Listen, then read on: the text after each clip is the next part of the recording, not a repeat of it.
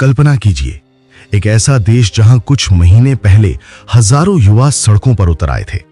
सरकारी इमारतों में आग लगी, पुलिस और प्रदर्शनकारियों की झड़प हुई और पूरा देश एक सवाल पूछ रहा था, क्या नेपाल में नई क्रांति शुरू हो चुकी है? ये कहानी है नेपाल के उस आंदोलन की जिसे दुनिया ने नाम दिया जेन ज़ी रेवोल्यूशन। सब कुछ शुरू हुआ सितंबर 2025 में। नेपाल की सरकार ने अचानक कई बड़े सोशल मीडिया प्लेटफॉर्म पर पाबंदी लगा दी। Facebook, YouTube, WhatsApp. सरकार का कहना था कि इससे फेक न्यूज और अशांति फैल रही है। लेकिन नेपाल के युवाओं को लगा कि उनकी आवाज दबाई जा रही है और फिर गुस्सा सड़कों पर फूट पड़ा। छात्र, युवा और आम लोग नेपाल की राजधानी काठमांडू की सड़कों पर उतर आए। उनकी मांग साफ थी, भ्रष्टाचार खत्म करो, सरकार जवाब दे। लेकिन हालात जल्दी ही बिगड़ गए।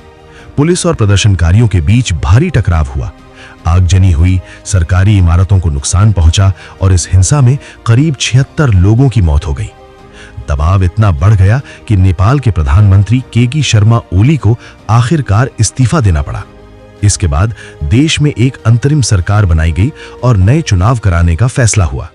और अब मार्च 2026 में नेपाल एक बार फिर इतिहास के मोड़ पर खड़ा है।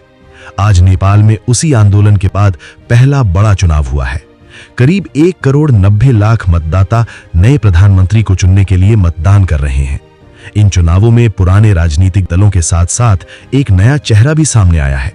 एक ऐसा नेता जो कभी रैपर था और बाद में काठमांडू का मेयर बना। उसका नाम है बालेन शाह। कई युवा मानते हैं कि वो पुरानी राजनीति को चुनौती दे सकता है और इसलिए इस चुनाव को नेपाल का सबसे अहम चुनाव कहा जा रहा है। आज वोटिंग खत्म हो चुकी है और देश अब नतीजों का इंतजार कर रहा है। करीब 60% लोगों ने वोट डाला, जो दिखाता है कि नेपाल के लोग बदलाव चाहते हैं। लेकिन असली सवाल अभी भी वही है, क्या ये चुनाव नेपाल की राजनीति को सच में बदल देगा या फिर जेन ज़ी का गुस्सा एक बार फिर सड़कों पर लौट आएगा?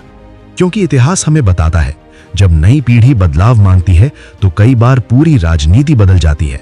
और शायद नेपाल की कहानी अभी खत्म नहीं हुई है। ये तो बस एक नए अध्याय की शुरुआत हो सकती है।